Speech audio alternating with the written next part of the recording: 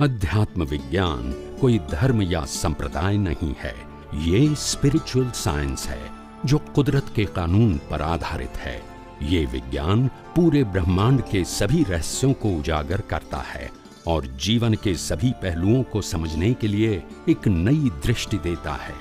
इसी को art of vision कहते हैं, दुनिया को देखने की एक नई दृष्टि, जो अध्यात्म विज्ञानी परम पूज्य स्वामी श्री कमलेशानंद जी के निर्देशन में सनातन सत्य का अनुसंधान कर हमारे जीवन को प्रकाशित करे। जय सच्चिदानंद। जय सच्चिदानंद। तो स्वामी जी, रिलेटिव में ईमानदार में तो समूह કેટલા ગુણોનો સમૂહ આવી જાય ને ઈમાનદાર માં આપણે એ આપણા સાયન્સ પ્રમાણે એને કુદરતી રચના કહેવાય. હા, કુદરતી જ એટલે રચના આપણે કહેવાય. ઇમ્પોર્ટન્ટ નથી આપતા, ઇમ્પોર્ટન્ટ નવ નથી આપતા. કલમોમાં ને જે બધા ગુણો આવે છે એ બધા ઈમાનદારીમાં જ આવી જાય ને.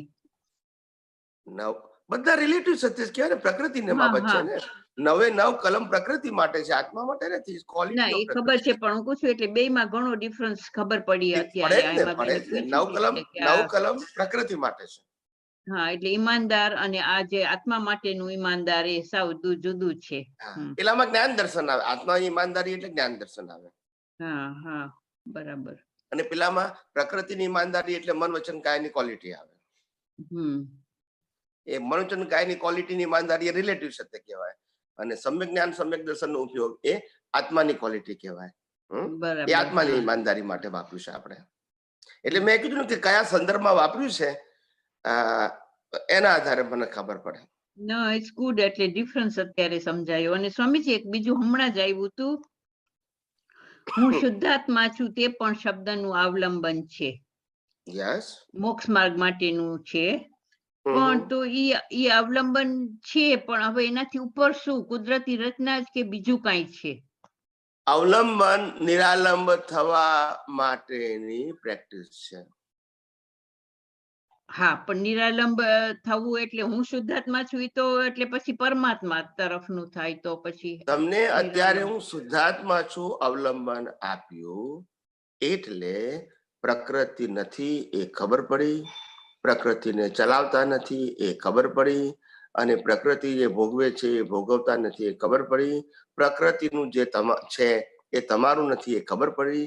એટલે ધીમે ધીમે તમને જે મોહ છે માલિકીપણાને કરતાપણાનો, સબ્જેક્ટ ટુ પ્રકૃતિ અને અવસ્થાનો, એ ખલાસ થઈ જશે.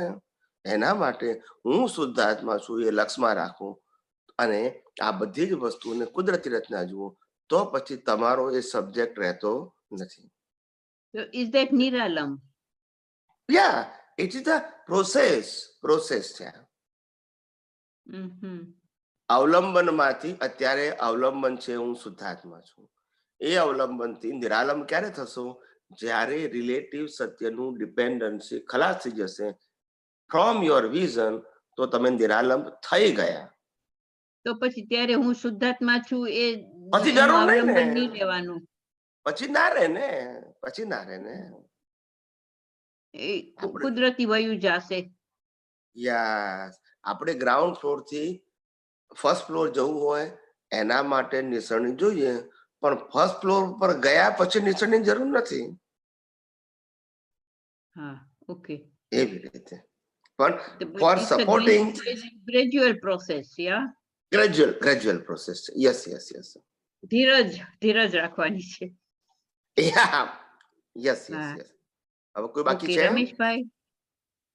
રમેશભાઈ.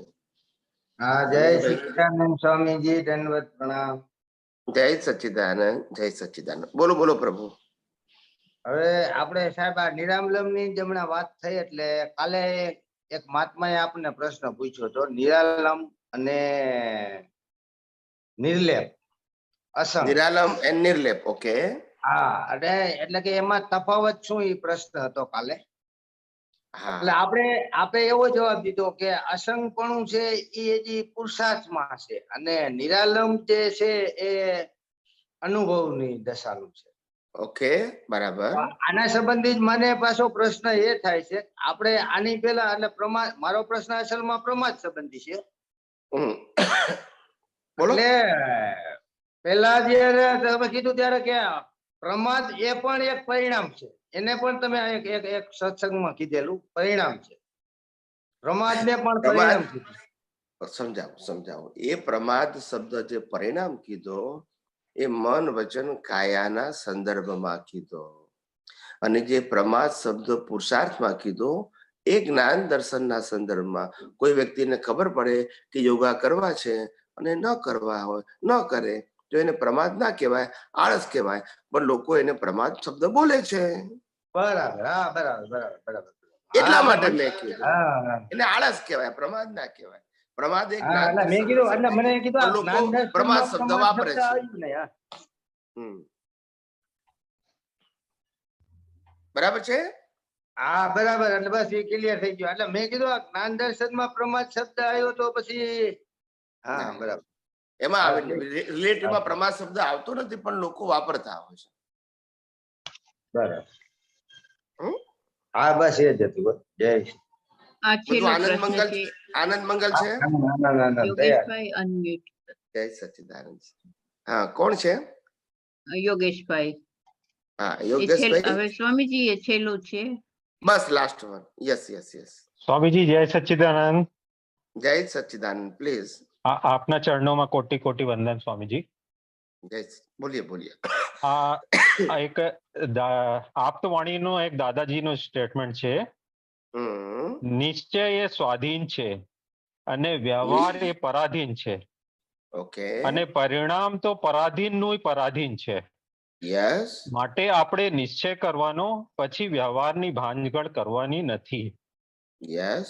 તો આ નિશ્ચય એ સ્વાધીન છે એ તો સમજમાં આવ્યું સ્વામીજી, અને વ્યવહાર પરાધીન છે અને પરિણામ પરાધીનનું પરાધીન છે. આ કઈ સમજમાં નથી આવતું. થોડુંક પ્લીઝ આને ડિસ્ક્રાઇબ કરો. હા, કહું જી. માં ત્રણ વસ્તુ છે.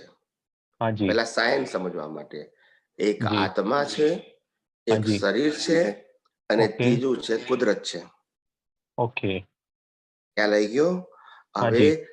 શરીર અને આત્મા, એમાં આત્મા એ સ્વાધીન છે અને ઓકે. પ્રકૃતિ પરાધીન છે. પ્રકૃતિ કરેક્ટ. પરાધીન છે.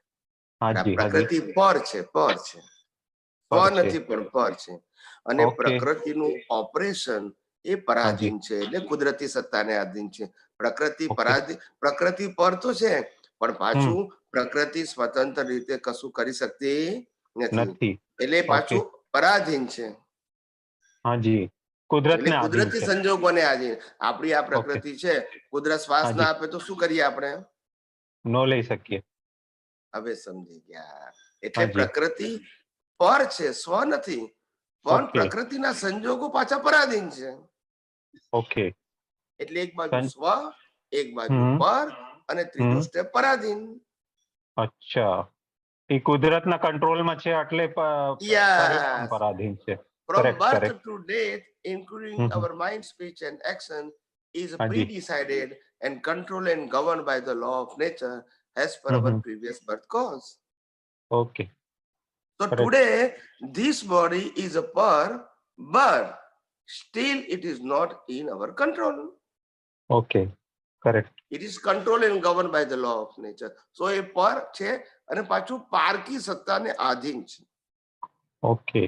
માટે આપણે કીધું કે એમાં ઊંડા ઉતરવાની જરૂર નથી, એને માત્ર કુદરતી રચના જુઓ. ઓકે. કરેક્ટ. અને જેટલું એમાં ઊંડા ઉતરશો એટલું હાજી. પઝલ જ છે, કોઈ જી. સોલ્યુશન નથી એનું. ઓકે. કરેક્ટ છે. હમ? જી જી. ખૂબ ખૂબ આભાર સ્વામીજી. જય સચ્ચિદાનંદ.